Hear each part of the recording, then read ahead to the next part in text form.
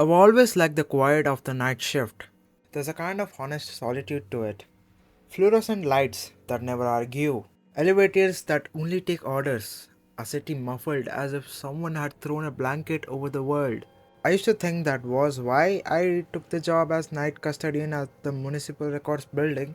10 hours of sweeping, a thermos of tea, and a lock that clicked at midnight and meant something definitive. But that's not the whole truth.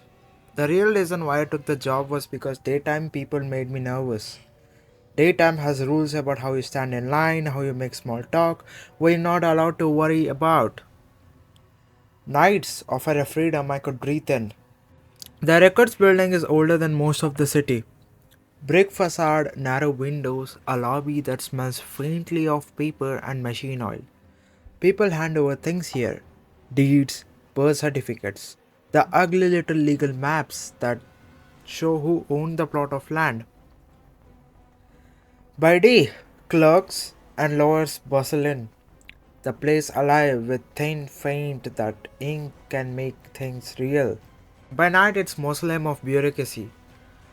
My rounds were simple and sensible. Sweep the lobby, check the floors, make sure the hatchback hummed along like a well fed machine, empty the bins, sit for long stretches with my back to the wall and my feet tucked up, like a child who still believes in bedtime stories.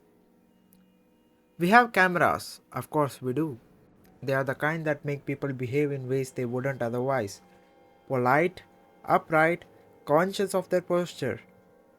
The security center is a small room on the ground floor, walls of the monitors stacked like television sets in an abandoned electronic shop.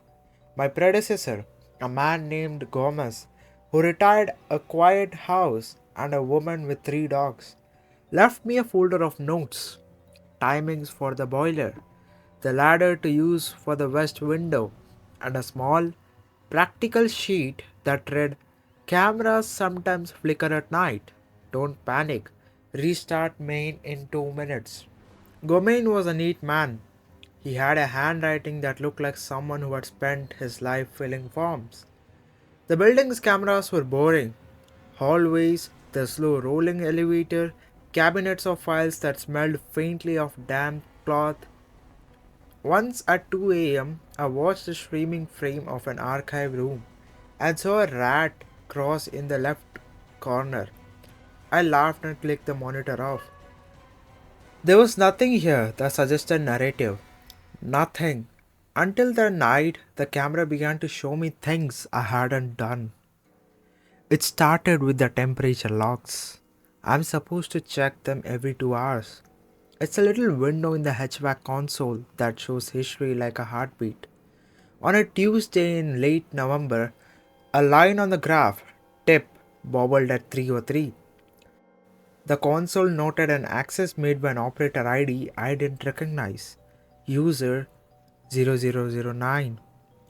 We use staff IDs, and I know most of them. I called the on-call tech. He told me to restart the main and to log it. Simple, fixable. The console blinked, settled, and the heartbeat of the logs went back to even. That same night, I took my thermos upstairs and sat in the security room for an hour. I like to watch the building sleep through the monitors, a theater of corridors and lights. The cameras were mostly black, but for the green timestamps, that turned the dark into something official. At 3:03, and I can still see the timestamp in the way memory clings to detail, one of the archive cameras showed a movement by the second row stacks on the fifth floor. Slow, deliberate. I leaned forward. The figure was human shaped and white because of the infrared made everything ghostly pale. A person standing perfectly still, hands at their side, facing away from the camera. For a moment I thought maybe it's Gomes as a prank. Gomes loved a small joke. I picked up the radio and called the floors, lightly, cheerfully. All clear up there? I said. Static. No one answered. I told myself a dozen reasons for the stillness. Maybe a clerk had left a jacket on a chair. Maybe a mannequin used for an exhibit had been stored temporarily. I paced the building. I checked the fifth floor. I walked between the stacks.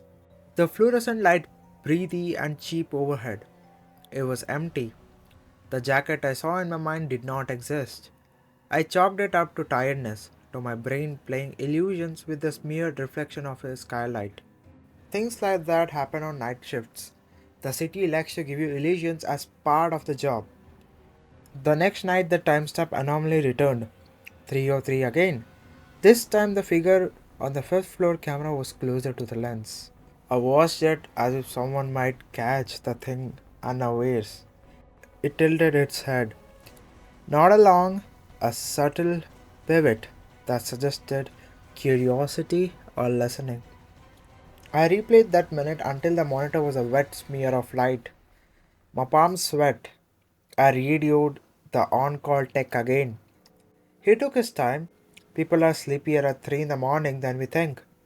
Probably a sensor bug, he said. Try rebooting the infrared driver. I rebooted. The camera flickered, blanked, and then came back with the same frames I had just watched.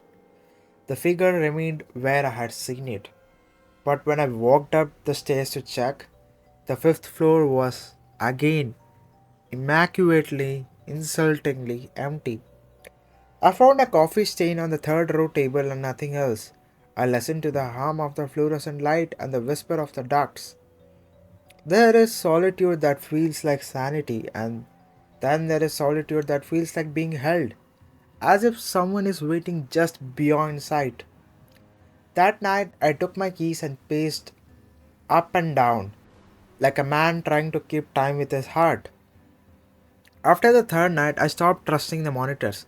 I carried a little voice recorder, one the size of a packet of a gum, which I pressed to my throat and narrated like a camper making notes. 310, fourth floor, clear. I would say into the plastic, and then I would climb the stairs and leave my voice in a pocket of electronics like a breadcrumb trail for myself. The recorder became a small private witness. The next morning, I played back a file and heard the small reassuring cadence of my voice. It felt like a proof of presence, if I had been there. If the recorder said I had, then perhaps the building was lying. On the fifth floor, I found a handprint. It was not dramatic, wasn't bloody or clawed or anything like a horror film might stage. It was a faint smudge on the glass of the archive room door, low enough that someone shorter than me might have left it. I wiped it with one of the cuffs of my jacket and felt the skin of the knuckles heat with nerves. The print was clean, enough to be human fingerprint, circular in a way fingertips are. I bagged it without thinking, put it into evidence and wrote it down in the logbook under the column Gomes unlabeled auditates. The on-call tech came by and frowned, and then he smudged it with glove and said, "Must be a contractor." He called maintenance and logged an access from user 0009 again at 303. I was glad for the paperwork. It felt like something to hold. Evidence makes the world heavy and therefore comprehensible. Still, a small voice in the back of my head, the part that had learned to read human faces in mirrors of subway windows, told me not to be satisfied. The print had been wiped with a care that said, "Look, but not leave."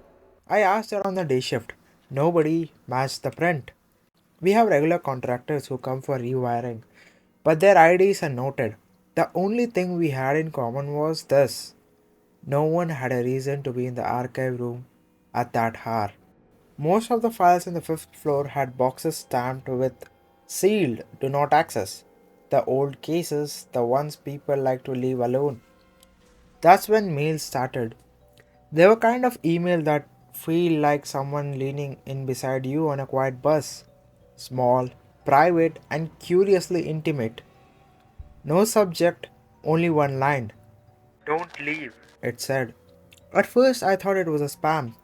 I replied it with an automatic out of the office. The email returned in the same voice. No signature, no sending server. I couldn't find it. I showed it on the on call tech, who shrugged like someone used to shrugging secrets off. Probably a misconfigured automated notice, he said. You got a weird feed. The messages continued. They came at 3:02 every night, like a clock setting itself. Don't leave. Don't let it see you. Be still. At the end of every week, when my nerves were raw and the building felt like a skin I had been wearing too long, I'd open the logbook and find my handwriting smaller than usual, as if my hands had been cold. I wrote the timestamps down, stuck the email headers in the folder Gomes had left me, and tried to sleep for an hour, two at most, before walking my rounds again. Night people have small rituals. They count things, clear the sink, stack the recycling. I began to take long pauses at fifth floor doors, fingers on the knob, and I'd listen. Maybe someone else was listening too. Once I raised the radio and, for reasons that still make my stomach turn, I asked in a casual, joking way, "Hey, who was up there with the flashlights? You folks lost?" I heard nothing. It's amazing how loud silence can be. Then I found the photograph. It was printed on an ordinary paper, grayscale, as if someone had made a quick copy on the old photocopier in the admin office. Someone had slid it under the door on the security room and left. I remember the small, incurious sound of the paper scraping wood. The photographer showed the security room for the perspective of fifth floor archive camera, the bank of monitors, my chair, the thermos on the desk, and in the chair, in my chair, a man was sleeping, head lolling, mouth parted. What made me drop the paper like a hot coal was that his face was mine. Not a similar face, not a similar face, or a cousin's resemblance. My ears, my mole above the right eyebrow, the scar from when a bicycle knocked me into a fence at 17. It was unmistakable. The image was stamped at the corner 303. I called Desai at precinct. He was patient. He promised to run prints to check camera logs. He told me gently that people do odd things in the office at night. They nap, they prank, they sometimes sleep in chairs and the cameras can be doctored. Bring me everything, he said. We'll get to the bottom of this. But photograph was not a joke. It was too crisp. It wasn't a frame from the monitor. It was a distinct print from the archive camera that had somehow been cropped and fed into a small copier. It had been produced by the hands that had access and time and the inclination to show me my own sleep as proof that someone else might be watching. When I brought it up in the morning, cleaning the plates in the small sink, a day clerk named Ananya looked at the photograph and said without a thought, "It's like you were made into something to be catalogued." She had a way of saying things that emptied them of their mystery until they became facts. She told me to stop looking so hard. "You're making ghosts of dust," she said. I told myself she was right. I forced myself to return to the rituals, sweeping the lobby, empty the bins, oil the hinges, but sometimes at 3:03 my fingers would itch to press the radio and ask the empty building what it had against me. On the 12th night, I found a note tucked under my thermos. My hands shook as I read it. The handwriting was uneven, as if it was written in a hurry. "Be still," it said. "We only watch when you sleep." My name was not there, no signature, just a sentence that read like an instruction. I set up my own camera across the chair in the security room. It was an old thing, a consumer camera. I'd bought it with few extra hours of overtime. Set it to record motion and save to an SD card. Told myself I would catch whoever was making the prints, whoever was slipping the emails, whoever was standing in the archive in a way that made no sense. I told myself I would be sensible and I would record proof and then the quiet would return. At 3:03, the camera's little red light blinked. The SD thrilled with the recording. I don't know how long I sat there afterward, watching the recording window like a man watching his own heartbeat. The footage was banal for the first minutes. An empty chair, my thumb off, the monitors glinting. At 3:01, I saw from the recording what I had not seen with my naked eyes. A faint movement at the top edge of the fifth floor window, like a breath fogging glass. At 3:02, something else. A pale hand pressed to the glass from the interior, as if someone were inside the archive placing their palm flat and steady against the third pane. And then, at 3:03, the most ordinary thing. The chair in the security room shaked and then sagged, as if someone had fallen into it, long and exhausted. In the recorded frame, the man in the chair, my face, blinked, blinked again, and then opened his mouth as if to speak. He reached for the radio the same way I have reached for it infinite number of times. He thumbed the channel and said, "All floors clear." His voice was muffled like a sound from a dream. He said it the way I said it, casual, bored, the voice of long hours. I watched the playback until the SD card stopped whirring and my eyes burned from the repetition. I watched a thing that had not happened to me, and yet it had my face, my gestures, and small private movements of my hands that I thought were mine alone. I felt the room around me shrink, as if the building was a cordon and someone at the other end was compressing it. I went upstairs that night. I took each step with the new attention of a man trying not to awake something he would never put back to sleep. The fifth floor smelled like paper and the faint skull of old glue. The stack were quiet. The archive room door had been latched from the inside. I stood with my palm on the cool metal. My pulse was loud enough to be a second heartbeat in the building. I pushed the door. There was no one. There was a glass pane on the far wall. On the outside of glass, a handprint that dried like fossil. Inside the security room, my camera sat where I had left it. Its red LED now steady. The SD card had one file on it that simply said final.mp4. I put the card into my pocket and left. The building was now open, like a mouth left ajar. I locked the main door for my own superstitious comfort and drove home in a tired fog. I never found out what the user 009 was. The tech never found a server ID that made sense. Desai's investigation tapped at corners the way a man stretched at an inch. For a time, the building went back to its slow hum of its regular night. Then, a month later, another photocopy arrived under the security door. This time, it showed me leaving the building at dawn. The timestamp read 6:22.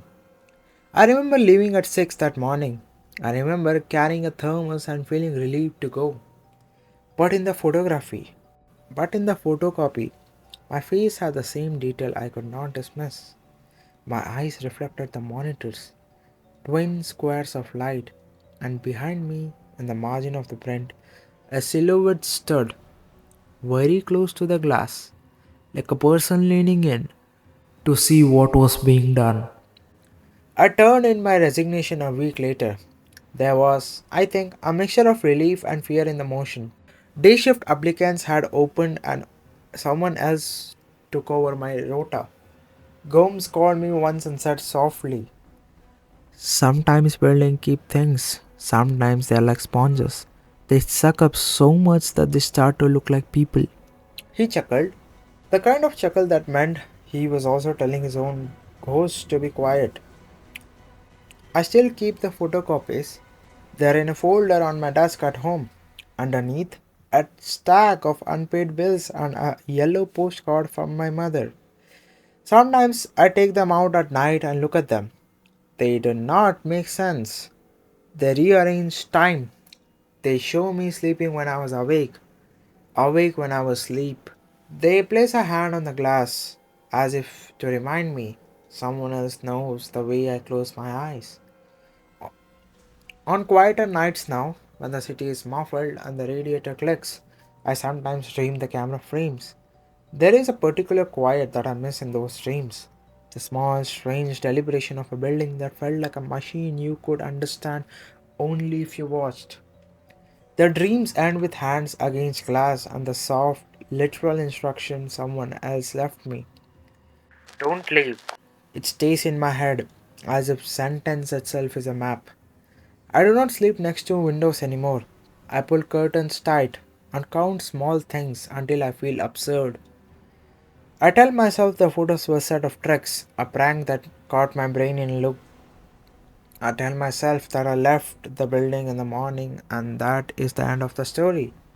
Sometimes, when I have the courage, I play Final.mp4 on my laptop. A man in the chair lifts his head towards the camera. He is me. He smiles a little, a tired smile. He reaches out his hand and presses it to the lens, and then when he does, the camera blinks. The screen goes black. The file ends. I've not been back to the records building. I don't know if the archive still keeps a watch. I do not know whether the person who left the emails and the prints and the copies, whether that person was inside the building or outside of it, whether they were even humans in the way I expect, is still there.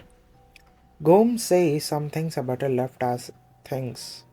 You don't poke at certain patterns. He has told me like sermon.